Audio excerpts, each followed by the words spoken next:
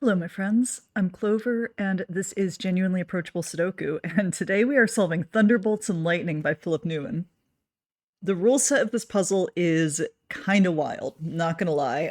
There is a reason that Philip chose to take on this variant in particular.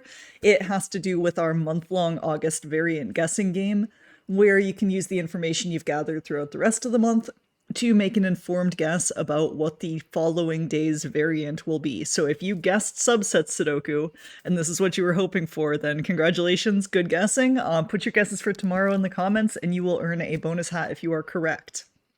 Now, I am going to explain the rules as carefully as I can manage, because this flummoxed me when I first saw it. But in actuality, even though the way it is kind of depicted visually is a little bit hard to understand, the puzzle itself was very smooth and very straightforward. So we have some cages, and the cages are connected by squiggly lines of length 1. So like this cage is connected to this cage. And in every pair of cages that are connected, there is a bigger cage and a smaller cage. So for example, this cage is size 5, and this cage is size 3. So this is our smaller cage, this is our bigger cage. And the variant rule says that every digit in the smaller cage, so all 3 of these digits, plus the digit on the line, have to also show up somewhere in the bigger cage. So every digit that is in orange has to also be somewhere in blue. And so we're going to be as careful as we can with this. We're going to try to emphasize doing kind of some good, clean, classic Sudoku to help us along a little bit. And hopefully you'll see that this one is not as vicious as it looks like it could be. So first of all, Sudoku. We have 2 1s here. That means the 1 in this region has to go there. We have 2 9s here. That means the 9 in this region has to go there. Now, because 9 is in the small cage in this pair, there has to be a 9 in this region. It can't go in these cells, so it must go here. And ditto down here, so 1 has to go in this region somewhere, and it has to go there. Okay. Now, 6 has to go somewhere in this region because there's a 6 on the squiggly line, and it can't go directly above another 6, so it must go right there. Similarly here, 4 has to go somewhere in this region because it's on the squiggly line. It's got to go right there. Now, we already have a 4 in this big region and a 6 in this big region, so we don't actually have to do anything about that at this point. Now, let's look.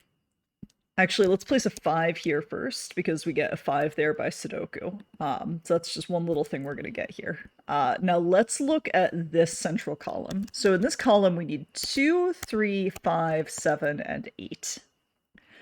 And whatever 3 digits we have here also have to go in here, and they have to go in here. Now, there cannot be a 5 anywhere in this region, so none of these guys can be 5.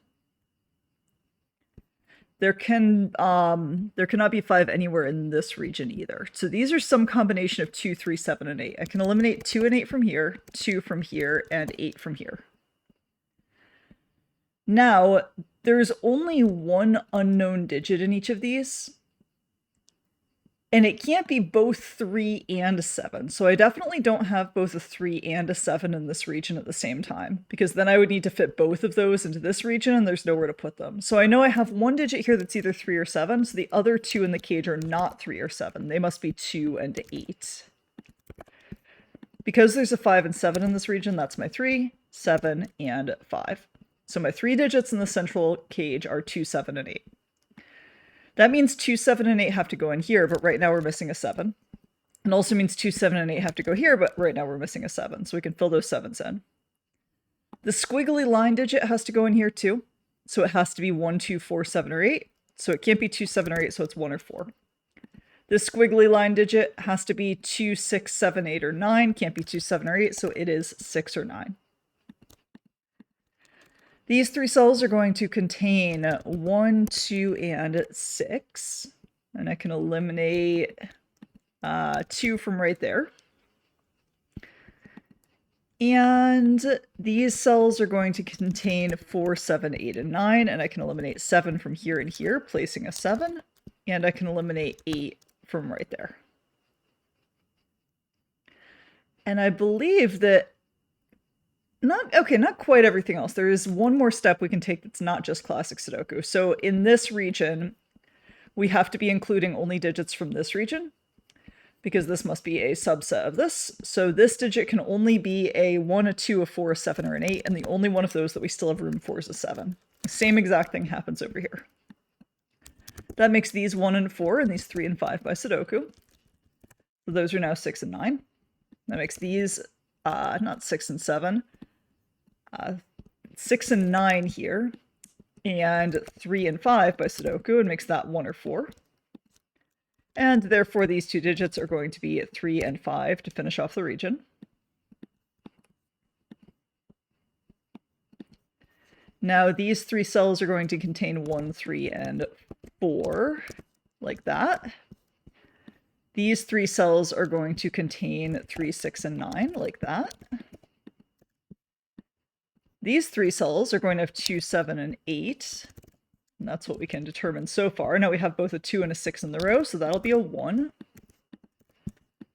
And I'm just doing some classic Sudoku now to clean up. My last digit in this row needs to be a 3, which resolves the 3-5 pair. So these guys are going to be a 2 and a 4, and these are going to be a 1 and an 8.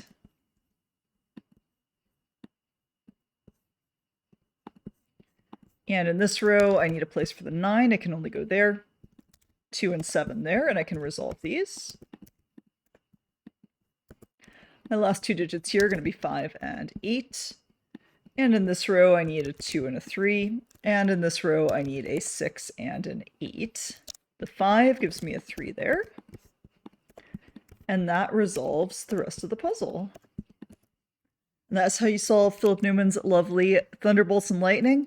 If that one got you a little mixed up at the beginning, me too, you're not alone. Hopefully that clarified the rules a little bit. If you want to give it another try, the link to solve it yourself is in the description of this video.